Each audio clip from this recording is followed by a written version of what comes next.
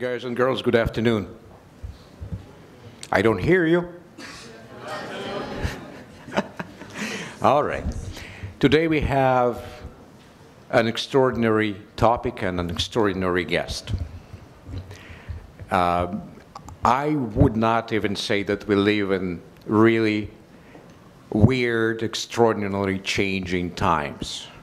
And today we're going to deal with really a burning issue of our time, terrorism. You know, I see some of my students here, and you remember when we were finishing the course last year, I said that the issue of terrorism will be higher and higher on the agenda of not only governments but also academic institutions. And we have to be waiting for more violence, more extraordinary events, and that was either right before Paris or right after Paris. And then you see we have Paris, we have Brussels, and we will probably have other things. And the huge, again, I'm using this word deliberately, extraordinary question is why? What is happening? Why people which seem ordinary, in the circumstances that we live, go and commit atrocious crimes that the society is being shaken by? This is a very, very big question. What are we going to do with those people? What are we going to do with this phenomenon? How are we going to combat that? How are we going to live with that for the years to come? And fortunately, very fortunately for us today, we have with us a person who probably knows more than anyone in this world about the issue of about this phenomenon, about terrorism. We have with us Alan Bauэр, who is a professor of criminology at Conservatoire National des Arts Métiers in France, in Paris, who devoted the whole career to study of this phenomena and the ways we can deal with that, the ways we can combat that, and also who is one of the drivers of research and understanding of this phenomenon in the world. So listen very, very carefully, because you may not have another chance to have another person of this stature.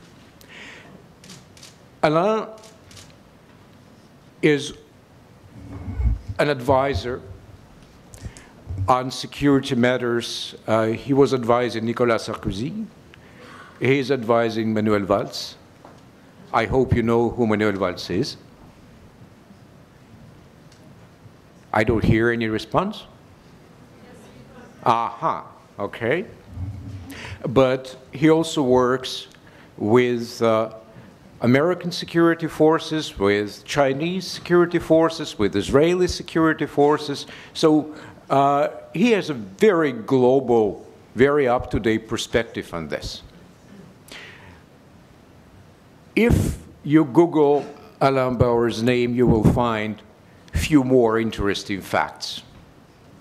I do advise you to look at his profile.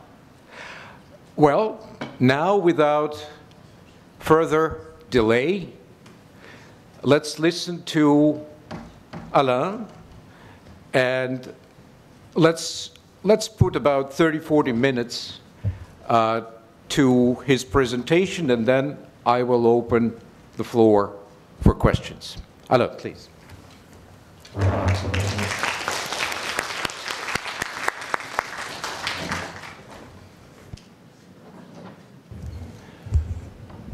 Hello, Strasvoite. Thank you very much for your kind invitation.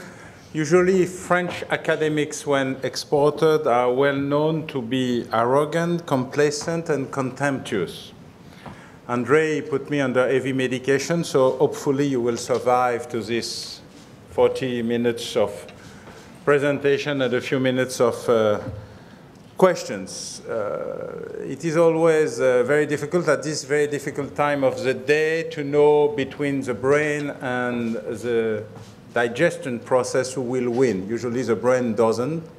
So I hope you have a lot of official drugs named tea or coffee before this lecture to be prepared for following me on the path on what I call who is the enemy, or the mutation of terrorism. We had a discussion with Andre about the title, so we took both, which is a good diplomatical compromise. I'm a criminologist. I'm a professor of criminology in Paris, National Conservatory of Arts and Crafts, in New York, John Jay College, and in Fudan, in Shanghai. And of course, looking at crime and terrorism on 3 different continents gives effectively some ideas on what is common and what is different. The first thing I would like to tell you is, as surprising as it may be, nobody agrees on what is terrorism. It's a name, but it doesn't have any content that we agree on. There is 300 different ways to say what is terrorism. None of them reached an agreement between any countries.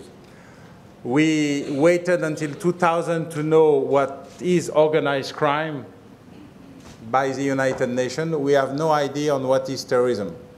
Most of the countries have a list of terrorists that doesn't share the same understanding of its neighbors, and everybody has his own list of terrorists that may be very difficult to use to convince somebody else to use this name and to be sure. So criminologists have a way to do it which is purely clinical, like doctors. In this clinical process, we use diagnosis, what is a pain or what is a threat. Prognosis is a way to cure it. And therapy discussion, do we agree on the way we want to cure it? And usually, when you cannot begin by a good diagnosis, it's very difficult to find a good therapy. At this moment in the history of the world, we don't have a good diagnosis. We are not very sure of the prognosis, but we have very, very good experts in therapies that offer them to be used, whatever is the diagnosis. So of course, if you like homeopathy, and you use a little cup of tea to cure your disease, if you believe very strongly, you may be cured, but usually you will die. If you believe in chemical pills, it may work, but if you don't have anything, you will get sick, and if you have something extremely difficult, you will die again. And if you use surgery, the loss of your arm will be a little painful if you just have a little scratch, and refuse to use surgery if you have a very strong and efficient cancer will produce your death. On any of these 3 options, if you don't know what you are fighting against, you have no chance to win. And this is the main issue we have with some things that happened not so long away and that we missed. In fact, we missed 2 events, 1989 and the effect on what was the rule of the world between Washington and Moscow, and the idea that after the collapse of the Berlin Wall, something, the same thing, maybe with another color, will replace the good old red spy. Most of the Westerners thought the red spy will become a yellow spy, and it did not happen. And the other part of the game was 1979, where 3 events changed the course of the history of the world, and we did not understand none of them. First one, the attack of the Grand Mosque of Mecca by 500 militants, Egyptians, Yemeni, and Saudi, who took over the Grand Mosque, the most important holy place in the Muslim world, declared the king of Saudi apostate, which in Arabic is the worst possible insult you can imagine, and resisted to the Saudi National Guards for a few days before French special forces were sent to Mecca to take over the Grand Mosque and its surrounding in a bloodbath. Second event, which was Afghanistan. The entry of the Red Army in Afghanistan, which was not the result of a civil war, but the result of a conflict inside the Afghan Communist Party, where the prime minister from the faction Kalk killed the president from the faction Parcham in one of these most difficult way to understand why. But then they became very ugly and very unhappy one against the other, and the Red Army went in Afghanistan not to cure internal disease, but to cure a disease inside the communist ruling party. And for the next 10 years, it was a center of the activities of the war between the East and the West. The third event was the escape of the Shah of Iran, that was dropped by his American allies, that at this time decided to change their strategy of alliances. In fact, the Americans had three main allies in the region. First, the Ottoman Empire, in our current language, the Turks, who were supposed to contain the Russian Empire on their border. Second, the Wahhabi kingdom, Saudis, who were supposed just to give them oil. And third, the Persian Empire, which are not Arabs and not Sunni but Shia, who were supposed to be the guards of the Gulf. Nobody was extremely happy with this triple alliance with the Americans, but everybody was doing his job, waiting for the good moment to gain a little more ground or to find a way to expand. Those three countries, Ottoman Empire, Persian Empire, and Wahhabi Kingdom, are enemies since the beginning of time.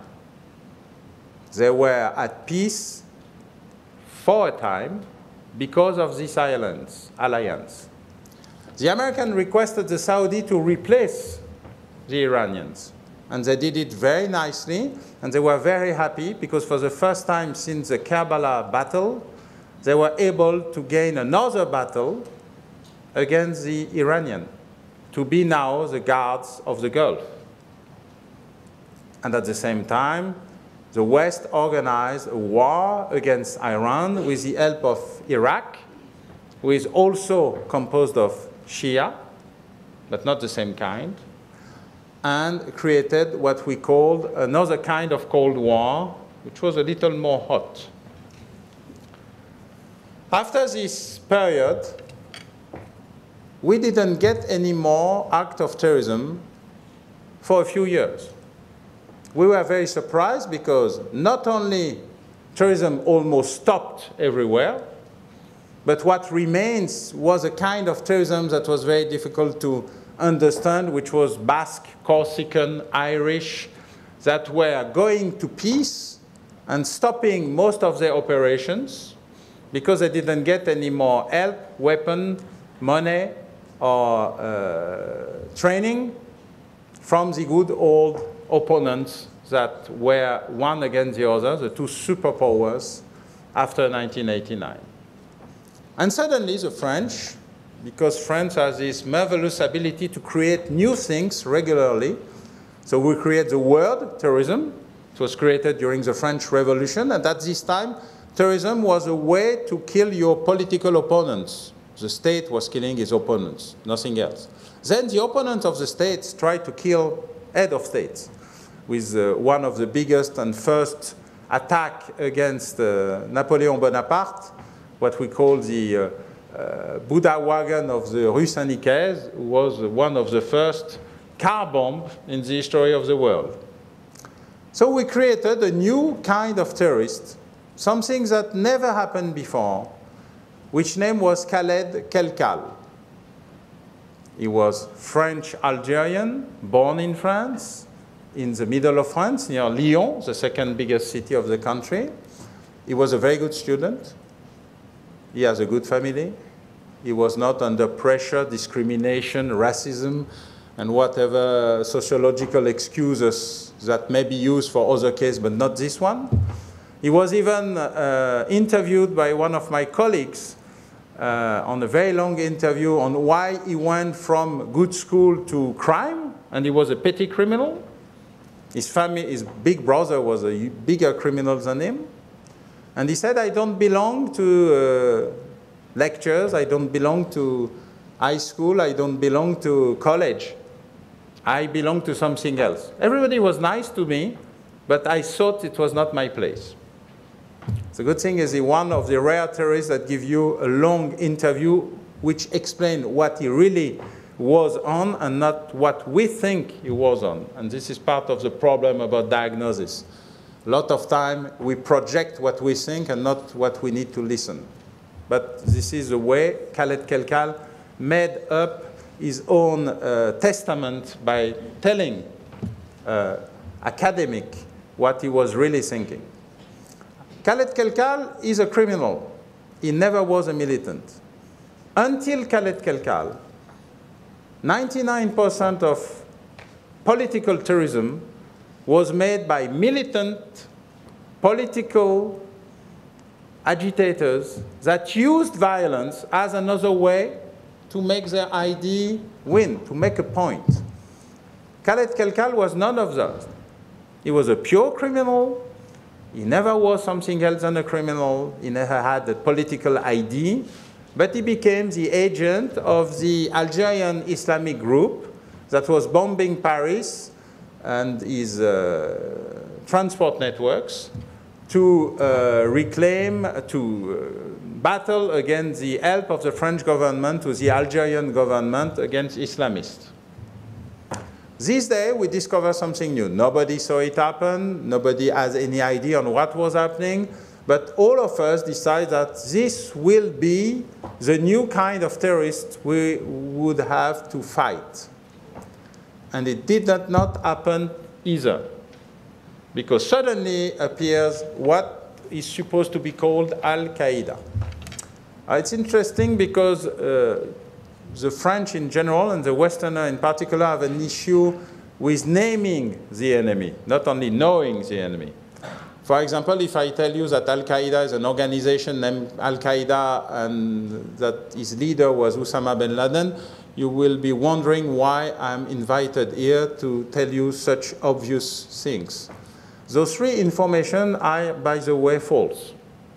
The real name of Al-Qaida is not Al-Qaida, it's the International Islamic Front for the Jihad against the Jews and the Crusaders. I understand it's less marketing, but it's more accurate and precise. Al-Qaida is a name the American gave to Al-Qaida, and even bin Laden in one of his first interviews said, why do you call us this? This is not our name. But we were used to it, and at the end, Al-Qaida itself were used to it, and so they said, okay, we will create Al-Qaida of anything, because you fear us with this name, so the other one doesn't look good, we'll change, because we created it. Second, Al-Qaida is not an organization, it's not a pyramid. If in any organization in the world you kill the top, the organization collapses. Al-Qaida, 10 to 15,000 fighters and managers of the organization have been killed, attacked, imprisoned since the beginning. And the organization is still there because it's not a traditional organization the way we organize it in the West or in the East and Occident, in the North, as they say. It's a nebula. It doesn't have a head. It has a heart.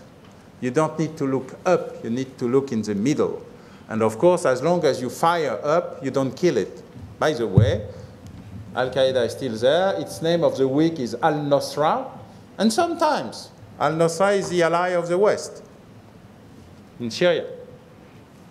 And third, bin Laden is not the leader of Al-Qaeda. He's the leader of one of the branches of Al-Qaeda. He's a spokesperson, nothing else, nothing more. It was sufficient for him, but it was nothing else. Al-Qaeda was directed by the Majlis Ashura, a council with 100 organizations that had the same face, some of them being competitor of the others, killing the others. And the creation of ISIS will be one of these subjects because there is a link between the two organizations. Al-Qaeda appears, and this was not a surprise. Al-Qaeda was a weapon created by the West to fight against the Russians in Afghanistan. His name was an Office of Services. His creator was Mr. Hazam, who suddenly was killed, probably by bin Laden, but we are not sure, to take his place. When the Afghan war was over, bin Laden came back to Saudi and wrote a very, very nasty letter to the king, explaining that now that the Soviets are out, it will be good to put the American out. And the king was not totally ready for this move. And bin Laden left, wrote to the king he's an apostate, and moved Al-Qaeda, so-called Al-Qaeda, from fighting the Russians to fighting the Americans and its ally. Al-Qaeda is what we call the golem, an organization you create for one mean and that returned against its creators. It's old as the world, and as one of the most important American officials said about Al-Qaeda, no, we know them perfectly. We still have the invoices. Question of Al-Qaeda was not a surprise. The surprise was not the organization. The surprise was the organization returning against its creator. The Americans, the British, the French were a little out of this game, but still there. And we tried to fight Al-Qaeda with a good old way. We fight Al-Qaeda the way we were fighting leftist terrorists. Red Army fraction, Red Army brigades, communist cells in Belgium, Action Directe in France. So we were losing, which explains why happens the attacks in Africa, the attacks against the World Trade Center 1, the attacks against the World Trade Center 2, the attacks in London, the attacks in Madrid. But due to Haledom Kelькалем, fortunately, the French succeeded in fighting against them because we had Haledom Kelькалem. And so we were prepared for something new. So no attack succeeded in France. They tried, but it didn't work.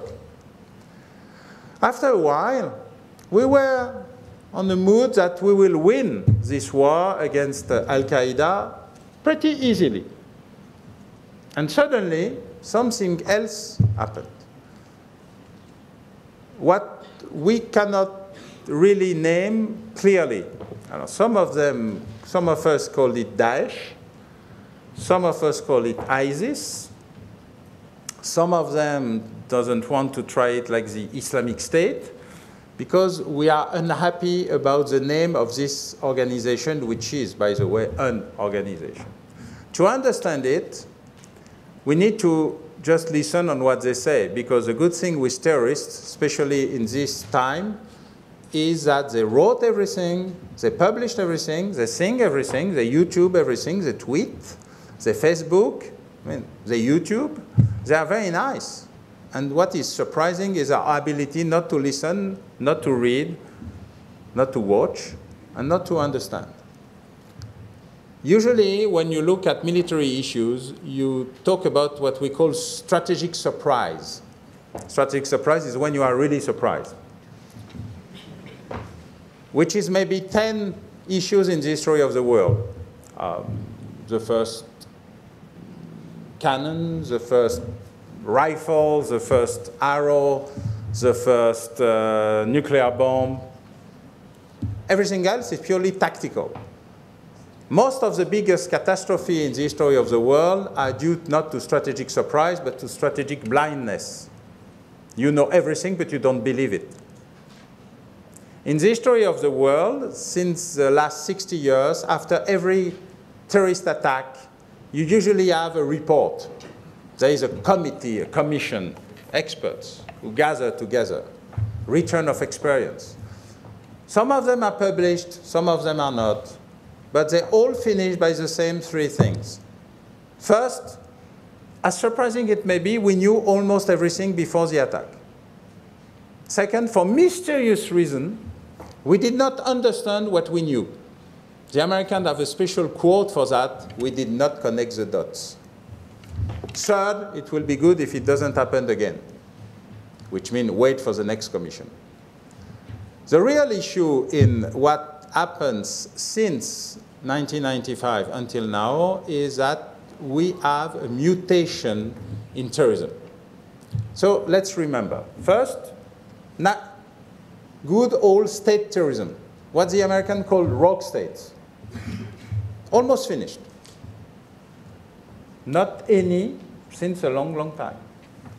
National terrorism, which means island, Basque County, people who have a national territorial language, long-standing revendication that they try to achieve by killing or bombing. They all go to peace. Even the Corsicans won the elections. Third category, hybrids. Haled Kelkal, criminal going to terrorist, gangs terrorist, new product, which is expanding since 2012, 17 years before the apparition of Kelkal, first prototype, and the series. Mohamed Merah, 2012, during the French election, killing French soldiers, killing students in a school, and being killed by the French police. And then we had all of them. Koulibaly, Kouachi, attacks of January, Belgium attacks, French attacks, attacks in November, attacks in Australia, attacks in Canada, attacks in Italy, attacks in the US. Most of them have a criminal background. So this one, we knew, we understand. They are just arriving a little late. Delivery was late. And then we have two new categories, all at the same time. Lumpen-terrorist. Terrorists that doesn't have any connection with the center, that are not trained, that doesn't have weapons, that doesn't get instructions, that just watch TV, Facebook, or YouTube, and they decide that it's time for them to get out with their cars, their knife, their cutter, whatever they have, and they attack a military, a soldier, a bus stop, a police station. And they get killed, usually.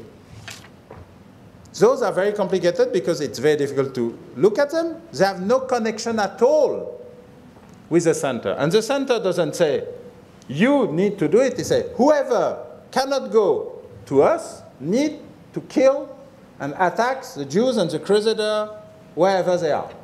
Which means most of them have a psychological and a psychiatric background, and it's very difficult to preview who will be and who will do that.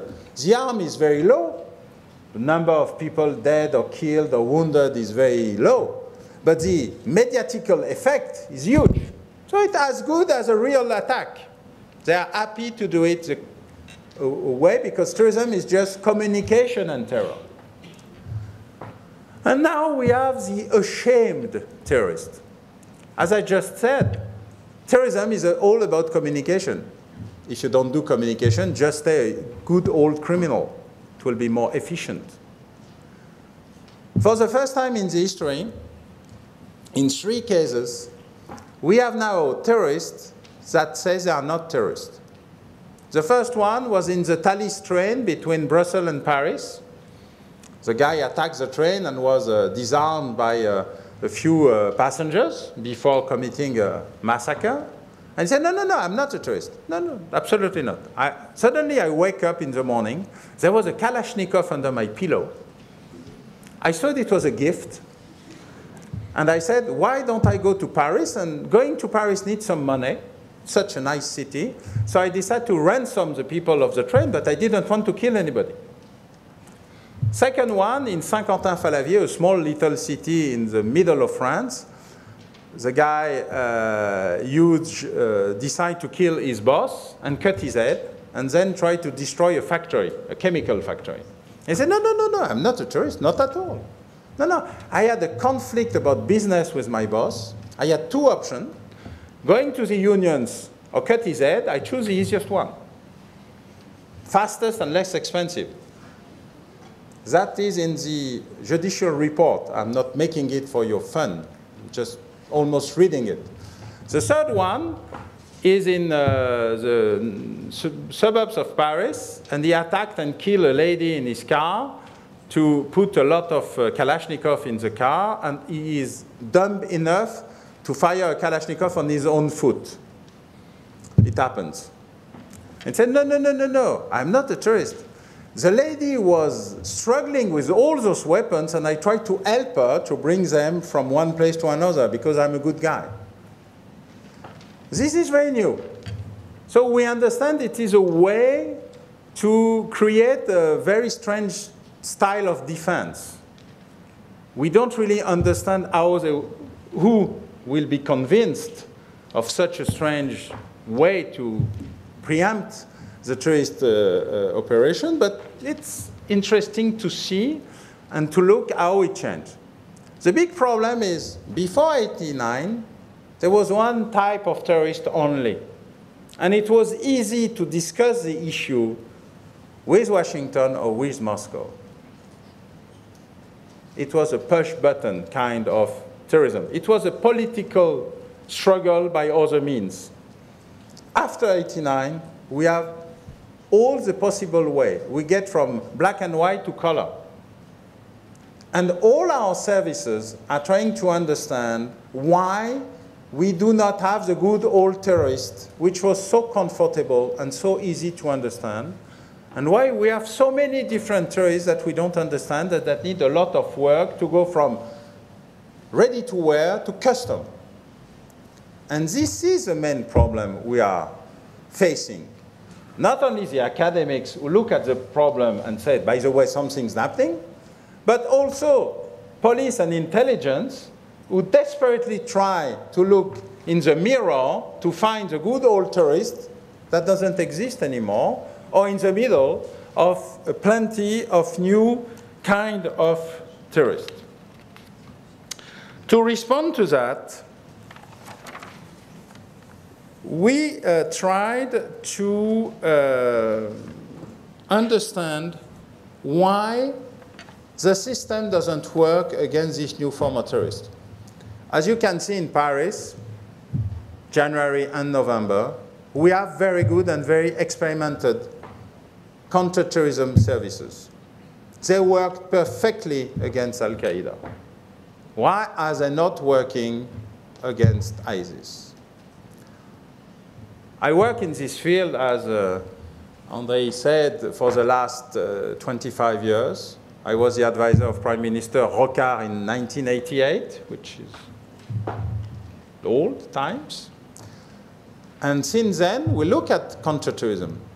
And for the first time, we suddenly understood that part of our problem is that we don't have counterterrorism in the West. Not at all. We have counter-spying organizations that also do counterterrorism. And this is a cultural issue. It's not a structural issue. Nobody cares if the US system is working better than the British system, or if the British are working better than the French, if the French are working better than the Belgian or the Italian. This is not the question. The question is not about the people in charge. They are usually smart, educated, able. It's a cultural issue. And I will try to explain that to you before giving room for questions, because I'm almost over my time, so I'm trying to respect the timing. First, counter-spying is all about time and secret. If you fight against a spy network, you need to go to the top. Every day is another day. You get another connection, another backdoor, another plan B, another contact, another place to hide, another. So you wait another day, another day, another day. After 2 years, you say, okay, now done, and you take the network. And at the same time, it's about secret. You don't share any information. You try to save your informants, if you have some. You try to have nobody be able to understand that you are looking at them, because if they know that, they fly away. Counterterrorism, it's exactly the contrary. It's all about being fast and share. Share everything. Being fast, because good and counterterrorism is not when you catch a terrorist after an attack, it's when there is no attack. And sharing, because you are not the only one who knows things about terrorists, especially when they are not purely political, but when they are good old criminals suddenly going to terror. And this transition is an extraordinarily difficult task. One service in the world did this transition, and one only, the NYPD in New York. Why did they succeed? First, because they were not doing counter-spying at all. The question was not to change the culture of something. It was to create something from scratch. No debate, no discussion, no you need to change. Yes, I know you were there for the last 30 years, but it's time to do something else. Things that are very difficult to do in good old organizations. So they create something from scratch. Second, there was somebody who was able to understand it. Ray Kelly, a good old policeman who became his career as a patrolman and finished as chief of police, like most of the country does, because you do experience and time combined. He said, okay, he was in a meeting like this, in a room like this, a little smaller, at the NYPD headquarters, and invite a few friends. I was one of them, and I was happy because I thought I will have some peanuts, a good whiskey, and a good time celebrating the nomination of an old friend. And he's doing his speech, and in the middle of the speech, he stopped his small guy, and he does like that. He looked at all his major chief and under chief, and he said, oh, by the way, on September 11, do you think we were good? Everybody's there. So there's one good old friend of Ray Kelly in the middle of the room who is going to retire 15 days after. He doesn't risk anything. So no boss. Can we say we were extremely, extremely bad? 3,000 dead. We lost the towers. There was an attack against the military headquarters. We almost lost the capital. Yes. So you know what I think? I don't need to know who is responsible. If the FBI is stupid, the NSA idiot, the CIA dumb, this is not my problem, it's too late. What I would like to do is to be sure that it will not happen during my time. It will bother me. So I had a thought. You know the academics, the experts, the journalists, all those people that are arrogant and complacent and that don't have the beginning of an idea of what is our real work. So it was more enthusiastic, as everybody said, a big, huge yes. And you know what they think about us, policemen. They think that we are stupid and we are good maybe to catch a bike stealer, but nothing else. Oh, yes. And you are working together, beginning now, and in the next 6 months, you will create a counterterrorism center in this department. And for 6 months, he created a unit with one academic, one policeman, conceptual, operational, to create the only service that need to do counterterrorism the good way, which means no attack. No, not we catch the attackers. And this is the only example of success. I'm the first to say it has a very special way because we created it from scratch. But by the way, it works. Because as you know, until now, touch wood, there was no successful attacks in New York since the creation of this department almost 15 years ago. And this is most of the travel of the work we have to do, which is to reconciliate operational and conceptual a way that they can not only make a thesis explaining what will happen in 22 years, which no operational cares, and not only respond to what do I have to do in the next 5 minutes, where no operational cares either because they know what they have to do in the next 5 minutes. What will be interesting is what do I have to do in the next year? What will happen? What is changing? What is evolving? What is chaotic? What is the new face of the enemy? Why do I have to care not only about one enemy, but about a variety of enemy? What is a new hierarchy? What do I have to look on what is evolving? What is not only low signal, but no signal? Because sometimes it's interesting to not hear from somebody, and not only hear when it makes noise. And this is purely a cultural way, an academic way, to do real counterterrorism. That doesn't mean that counter-spying is not useful. It is. It's just not the same work, the same way to do it, and the same operational way to handle it and to fight against it. So to finish this part and let some room to your question, I would like to call to my conclusion the master of all the criminologists, Sherlock Holmes. Sherlock Holmes was a real person. You know, Conan Doyle was just a scribe. He was just writing under the supervision of Sherlock Holmes.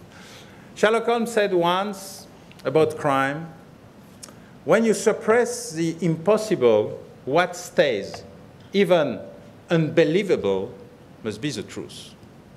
For mysterious reason, what is right about crime is not about terrorism. In the great counterterrorism organization, or the ones that think they are doing counterterrorism, what is unbelievable is supposed to be impossible. Since Mein Kampf, made by Adolf Hitler, until now, most of the biggest military and terrorist operation in the history of the world has been described, announced, written, published by their authors. And usually we don't believe it, we don't read it, we don't accept it, because we have a part of our personality that thinks that a human cannot do it. This is a question why you ask at the beginning. The question why is all about what we call the way of radicalization, which, by the way, has no sense in the Muslim world. Integrism, radicalization doesn't mean anything. ISIS has been created by a petty criminal, Zarqawi, who was so bad and so mean that even bin Laden told him, go away, which is a sign. Zarqawi was the first responsible of a section of Al-Qaida who decided to kill also Muslims, Shia. By the way, 90% of the victims of terrorism are Muslims at the moment. Day by day, week by week, and sometimes more spectacular, but most of them, they are killing themselves.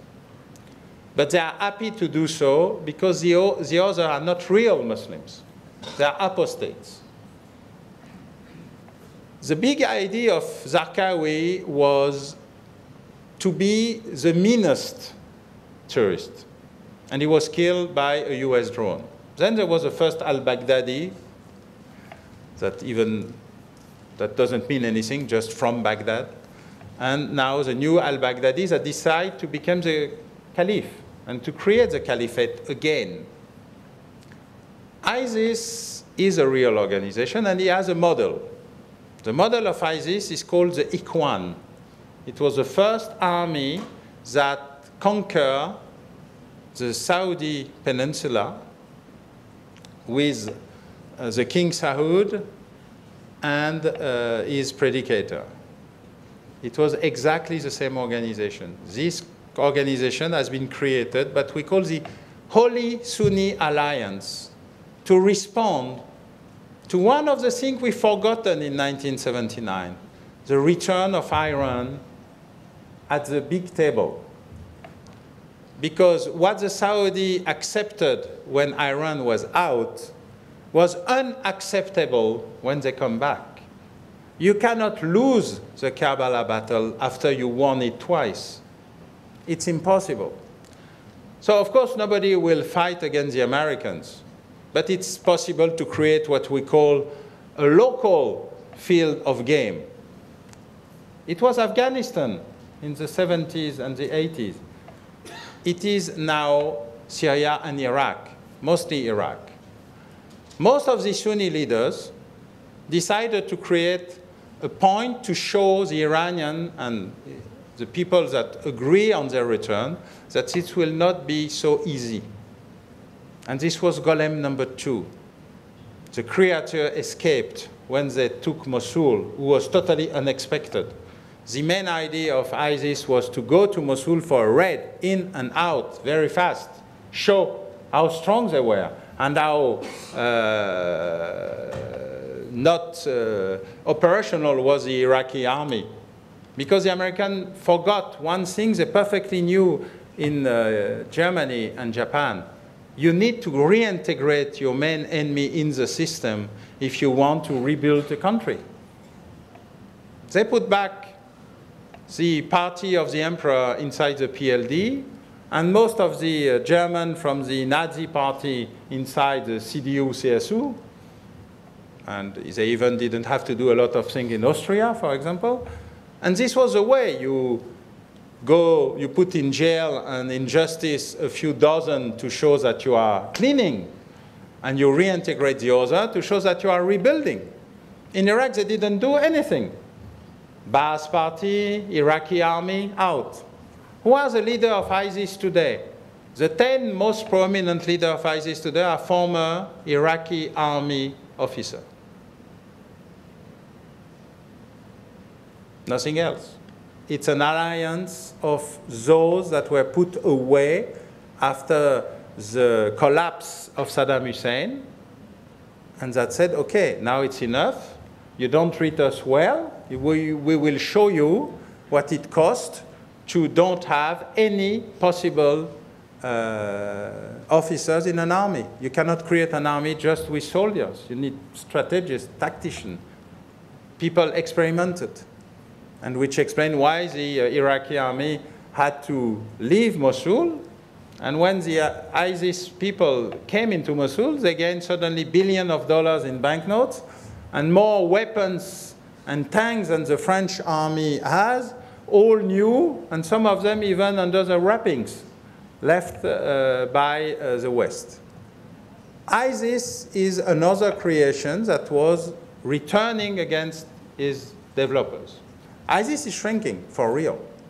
ISIS will disappear. But the idea of the caliphate and the idea of jihad is more powerful than ever. It's very difficult to kill an idea. All the experts in the Islamic world usually tells you that it's difficult to put jihad back in the box.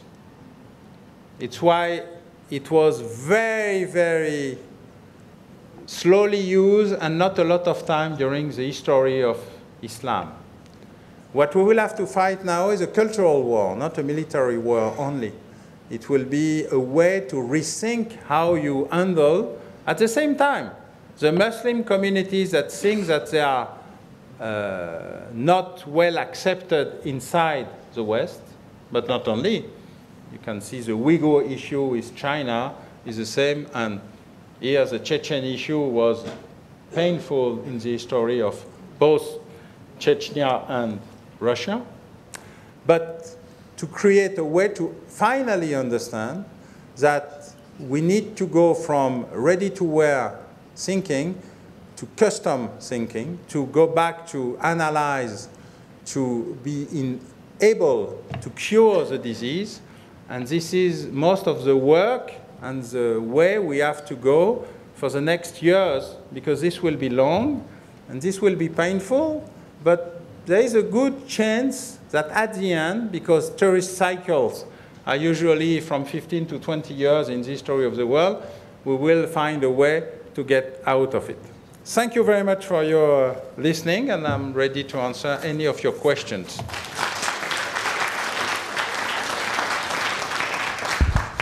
Alana, thank you very much. I will use my privilege to ask you the first question. First of all, thank you for a reminder that from time to time we have to put the meaning into the world intelligence. So putting intelligence back into intelligence is useful. And my real question would be, with my students at least, we were discussing the issues of blind spots and issues of incomprehension simply because of hubris we have. I want to provoke you a little bit. Imagine you are 10 years from now. We are in 2026. And we're discussing this problem again. What would you say in 2026, I wish I knew 10 years ago?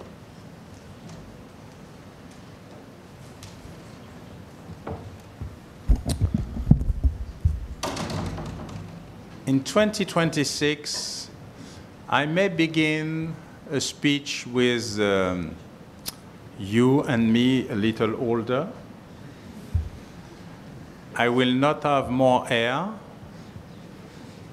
And I will say there's something I learned during these 10 years, which is now, for the first time in the strategic history of the world, the friends of our friends are not always our friends, and the enemy of our enemies are not always our friends either. Which means that it is purely time not to think the world the way we want to have it, but to think it the way it is.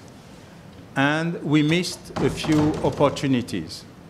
I think we missed an opportunity about Syria, which was, for the West, which was a stupid move made by no-nonsense thinking.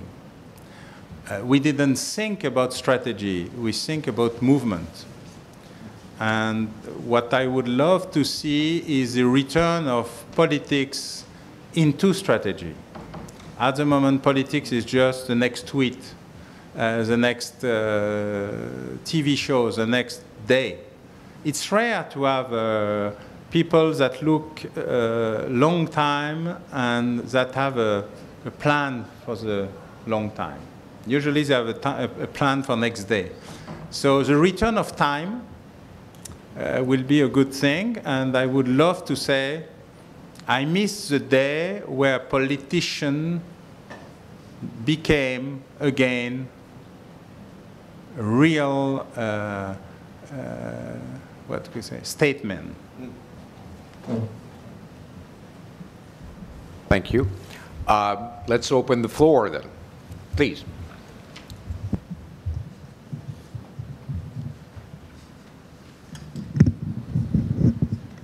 Hello, Professor Bauer, Mr. Bezrukov.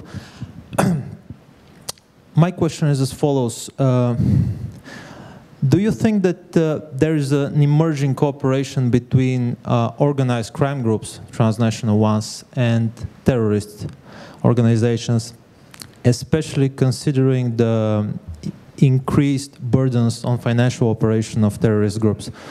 In your research, have you found any kind of successful long-term cooperation, not just an ad hoc work and synergy between the two groups? Thank you. We are working a lot with OECD and Professor Chile of George Mason University on this kind.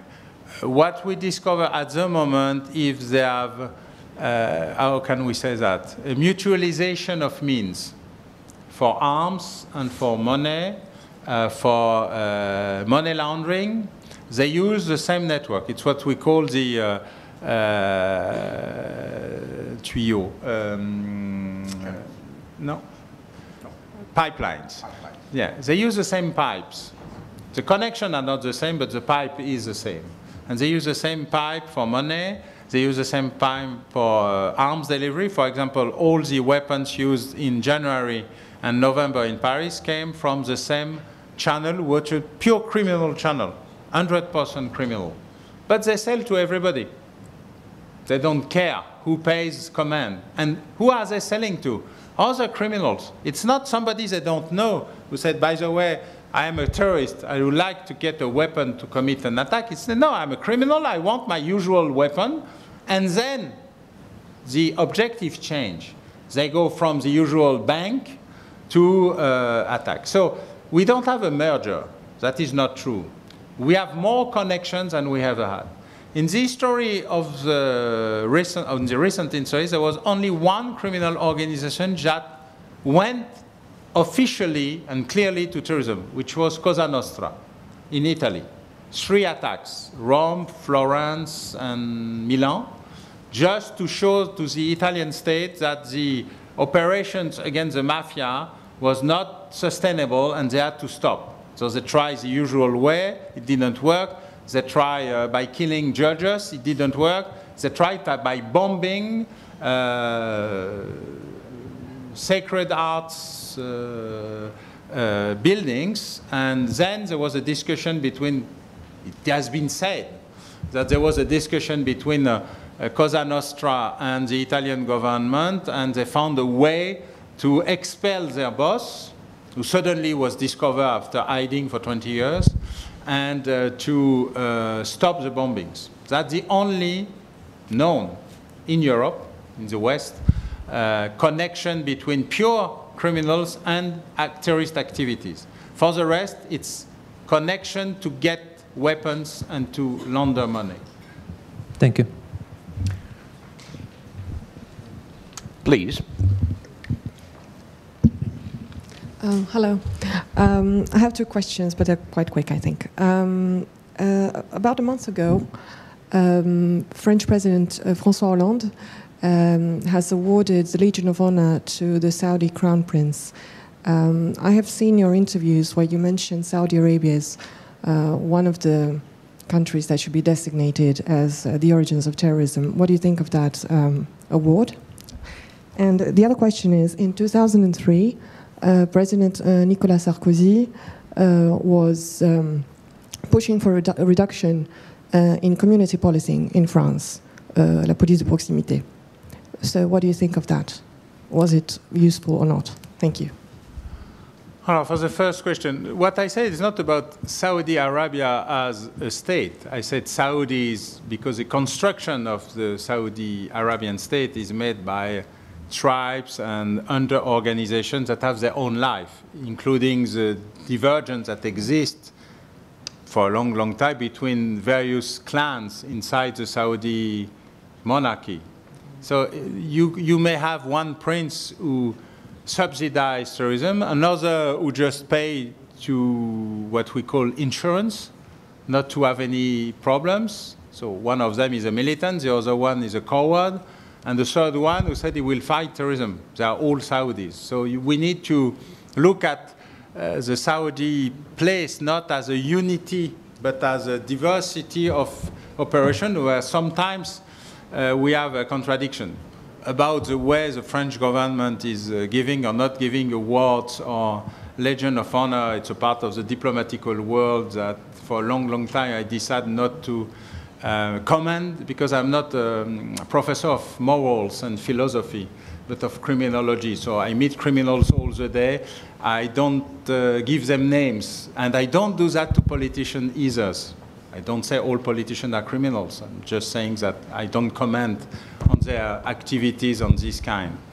About proximity policing, the big question is, what was proximity policing when it was cancelled? First, as surprising as it may be, and in 1973 or 4, there was what we call the Kansas City experiment, 45 years ago, which explains that community policing is not made to fight crime. It doesn't have this effect. It's made to reinsure population, not to fight crime. It doesn't have any effect on crime. It has an effect on the safety, the sense of safety of the population.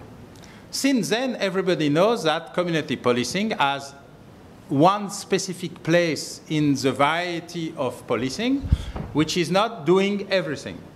Community policing, when it was created, due to the way the French government is at the head of a unified country with one police, is very different from what you can do in New York, Chicago, Baltimore, where you can customize your police due to your local issue and where the mayor is a boss, which is not the case in France. So we made a copycat of something that was imported from the Anglo-Saxon world, and we said that this will work in France because this is popular or this is fashion. And of course, there was 3 reports of the internal inspection of police who said we have a big problem with community policing. We asked those people to do every possible kind of job by moving them from one to another on a day-to-day basis. It will never work. So even if Sarkozy will not have been elected president or Ministry of the Interior, whatever, we would have a crisis in community policing. Because what we were doing was not community policing the US or Canadian way, it was a community policing the way we think that may be done, but it was just based on the French reality, and it was not working before it was suppressed by another politician. Second, I think it's pitiful that this kind of community policing was not replaced, because we went from something that was not working pretty well to nothing. And nothing is not an answer to anything. So the main idea, as the French do politically sometimes, was to go from one extreme to another extreme without mixing the 2 options. First, we need to reinsure population. This is very useful, especially for intelligence, by the way. And second, we need to have a real police that does the police job and that is not just a friend of what said Sarkozy. Police is not there to play football or soccer with criminals, which is honestly pretty true. It's not why the police is there. But it's good to have policemen able to have a discussion with petty gang or people of the communities that will give them information. So we need to have both options. In France, we don't choose. We take everything from one or everything from another, and we scratch everything that was made by the previous minister as it is bad, not because it is bad, because we may have this discussion about Kansas City experiment. We never had it. We just had, it was made by the socialists, it is bad, now I'm a liberal, it will be good, and when the socialists came back, by the way, they did not recreate community policing either for various reasons. So the question of community policing needs to be handled on what do we really want and what does it mean. Under this word, people that are talking about community policing has as many options and interpretations than terrorism, for example, or urban violence. Nobody knows what it is, but everybody makes as it knows. Alain, I have to actually defend my country here, because I believe going from one extreme to another is mastered here too. Next question, please. Yeah. Hello, Mr. Professor. My name is Cherniga Sergey. I'm the student of World Regional Studies. And I'm writing the thesis about organized crime in Southern Europe. So I just want to add one detail, that there was one international terroristic attack in Naples in 1988, and everybody forgot it. I don't know why, but it was also the example. So I want to ask the question, as I understand you correctly, you said that the main idea of terroristic attacks previously was political, and now the nature of terrorism changed. But if we look at these terroristic attacks, we see that after 9/11, after terroristic attack in Paris, in Bataclan, after terroristic attack in Belgium, it was like a casus belli. And even the terroristic attack in Egypt, it was a casus belli. And every country, Russia, France, they deployed its troops in Syria and Iraq. And we see that first of all, it was the political reason of it. And I want to ask you, so for example, why there is no jihadistic terroristic attacks in Italy? And we know that the southern part of Italy, almost controlled by Napoleon Mafia and Calabrian and Cosa Nostra as well previously. So is it really that the nature of terrorism changed? Or even today, it is firstly the political? And the second question, you didn't mention anything about Masonic lodge that you presented as well. Could you, because I know a lot about Loggia Masonica P2 from Italy, and could you say anything? What do you do now? What's its goal? Thank you very much. So about Italy, first, to have a criminal network, you need to be alone. For example, we don't have mafia in France. Mafia doesn't exist at all. Mafia spends its money in France, thank you. Develop investments, they're welcome. Mafia from a lot of countries, especially in the southeast of France, but the only attempt from mafia to invest a French territory was in Grenoble. We call them the Italian Grenoble network, and it failed miserably because everybody coalition against them. I think the strength of the real mafia in Italy, the 5 big mafia, Cosa Nostra, 'Ndrangheta, etc., Camorra, Sacra Corona Unita, and Stida, that nobody mentioned, but it's very important on the east of Sicily, are sufficiently strong to not let anybody develop a network. And if you talk about the attack of 1998 in Naples, nobody talk about it because we are not sure. We are sure about Firenze, Milano, and Roma, because even the mafia Cosa Nostra said it was us, and they sent a little message. It was Japan Red Army. No, but I said about the crime. I don't say about terrorist attack. Japanese Red Army are purely political. So I have a long list of attacks. About criminal organization using terrorism, I only got 3 options in Italy. And I got a huge one in Mumbai. The biggest attack against the Indian state was purely organized by the organized crime of Mumbai, subcontracted by, let's say, another country, a neighbor, that had some issues with the Indian government. So sometimes we have also organized crime, subcontracted, paid by. When Mr. Gardel was killed in Algeria, it was not killed by ISIS, it was killed by local Algerians, which are pure criminals, paid by ISIS to kill him, to send us a message about this is what will happen to you if you go to attack us. So it's a little more complicated on the capacity of the network. But Italy, I think, doesn't, they had, for example, Al-Qaida had a cell in Naples. It was the interception of the cell between Naples and Peshawar that gave Al-Qaida the name Al-Qaida, by the way. It was the telephone thing. But they never developed a huge network, and even in Germany, they use it as a base, but not at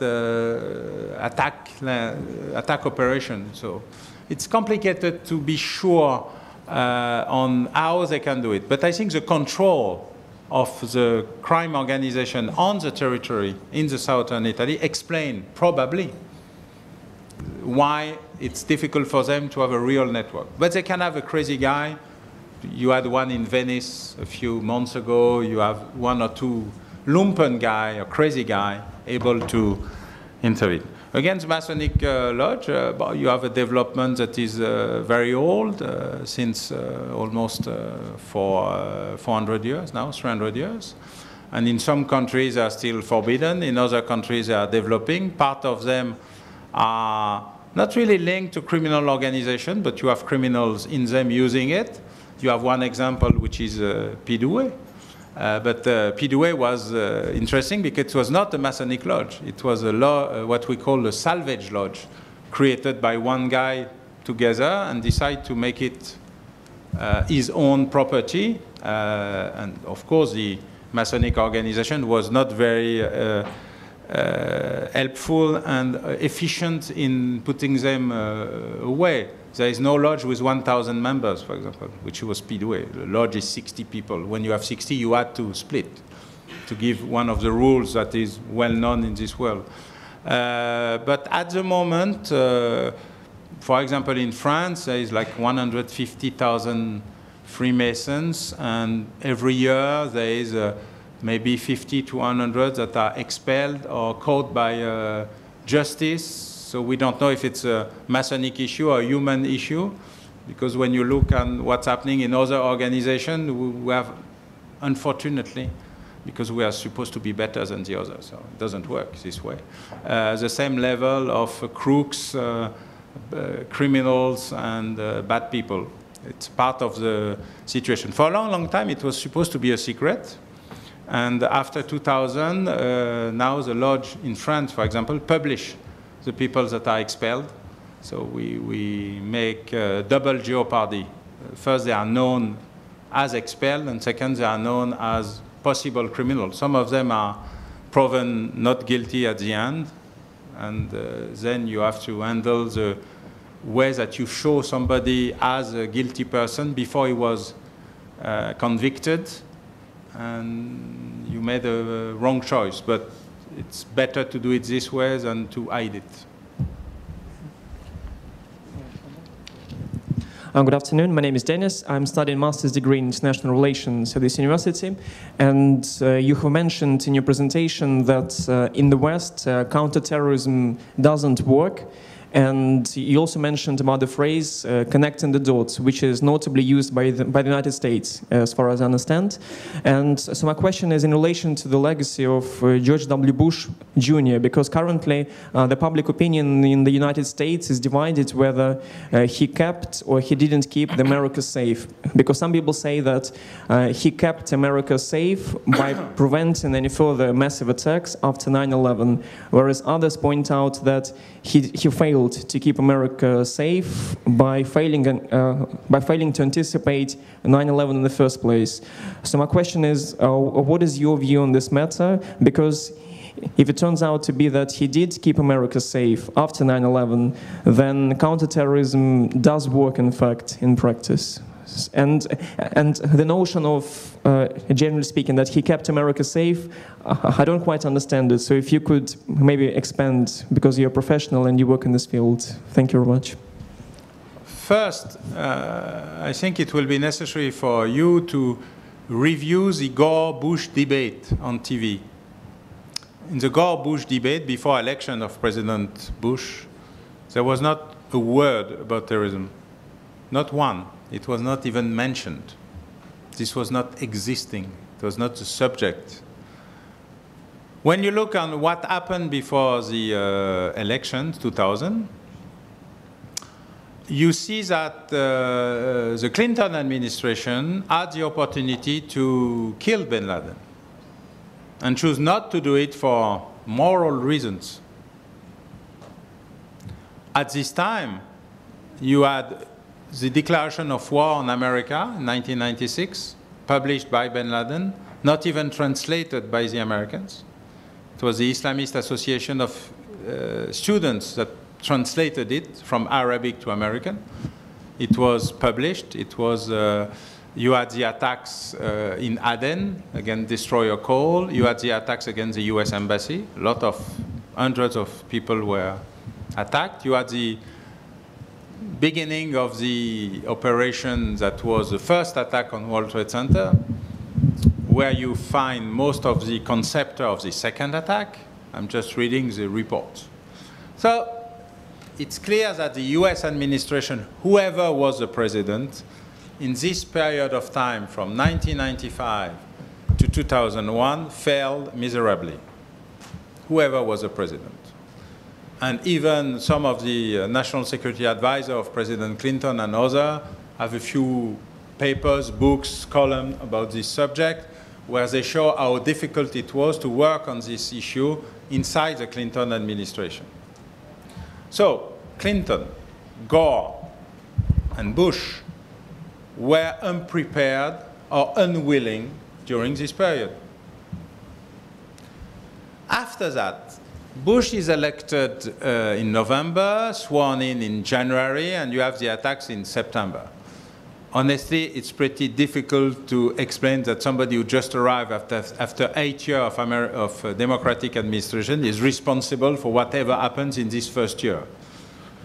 Bush or not Bush. I mean, in France, the first year is you handle what your predecessor left you, which is a hole in your budget, not a paperclip in your office, and the good old things. So I think the mistake was not about keeping America safe before he was not able to handle September 11 before. He is not responsible for that. What he is responsible for is the concept of the war on terror, which is a purely copycat on the war on drugs of President Nixon. I mean, politicians are not very creative. They always copy something else, and they try to make it new, call it communication. So they try to do that, and they explain that they will go on war on terror. Okay, why not? The problem is they choose the wrong enemy, because Iraq has absolutely nothing to do with this question. Afghanistan had, but Afghanistan was a very complicated case because they were negotiating with the Americans before September 11 some kind of agreement on bin Laden will go somewhere else, will still be the Taliban state, by the way, officially recognized by some Arabic states. It was not a rogue state, it was a complicated state. So you had some issues. Now the big error, I think, was conceptual. The concept of war on terror. You don't do war on terror, you do police, because police works. War, as long as I see it, doesn't. We are still at war. It's now 15 years. We have just new enemy adding to the others. So something doesn't work. When something doesn't work, usually you try to evaluate, possibly to change. So that's the first problem. Keeping America safe. Second, what Al-Qaida was doing is a cycle. America, Britain, Spain, the main coalition. They succeeded perfectly in London and Madrid. And nobody saw it. And it was not 2 days after. It was 1 year, 2 years later. Third, you still had attacks inside the military army in Boston, even with the help of the FSB, who told the American, be careful, those two guys are dangerous. The American didn't believe it. So you have a lot of events that arrive in the US, San Bernardino and others, that shows that the system still doesn't work. Good counterterrorism is when you don't have an attack, not when you catch the attackers. And still then, you have enough attacks on the communication point of view. Of course, you don't have 3,000 dead every day, but you have enough attacks to keep the media sphere occupied and to show that you are not able to protect your citizens. This is the same thing in France. When you have January, you say, okay, when you have November, say, we have an issue. Real, big, huge. So the big question was, the mistake of Bush is not about before September 11, is totally innocent, is changing the way, using September 11 for something that was not war on terror, which was war on Iraq, destroy Babylon, and that was not efficient because he had numerous attacks after that. So that's the only thing we can say, but he is not the only one responsible even for the events after September 11. A lot of people voted the war on Iraq on the US Congress, some of them running for president now.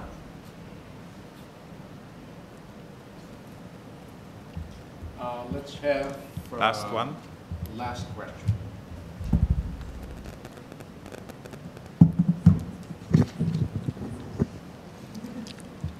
Yes, hello, it's Professor Bauer and Mr. Bezruko.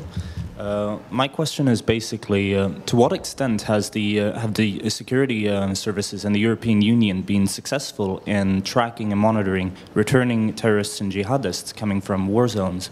And also, to what extent are they prepared to prevent the influx of new such individuals using falsified or stolen travel documents, particularly considering the freedom of movement enjoyed within the Schengen region?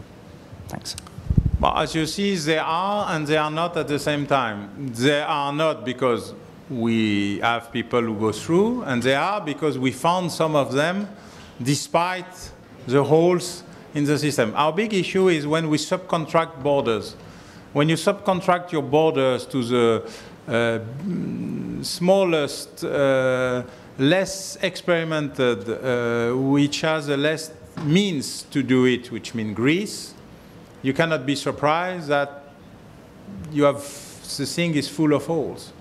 And when you look at what is Frontex doing, Frontex at the moment, which is the United European Union Border Police, is doing one thing: saving migrants that are left by smugglers and helping them go through the border, which is humanitarian ways, perfectly understandable, but exactly the contrary about what they were created for. So our big issue is we have not developed yet a strategy about borders. Why?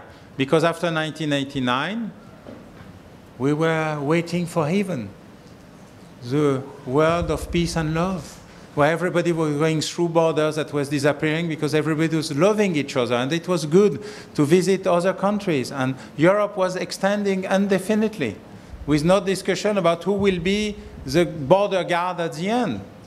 Our Greece is a poor country with a poor budget, with a poor army, with a poor border police, who was not prepared for whatever is happening to them. And we are all recreating our borders. This is the end of the dream of the open Europe, for good and bad reasons, by the way. But most of our issue is we don't think events. We don't surf. We only surf on events. So at the moment, we are trying to regain control of most of our borders with huge difficulties because we have millions of refugees, and of course, some of them, but not a lot. In the whole January and November attack, we have maybe 3 or 4 people coming from the war zone. All the others were European, Belgian, French, and normal residents of the European Union. So our problem is a little deeper than that. Thank you very much.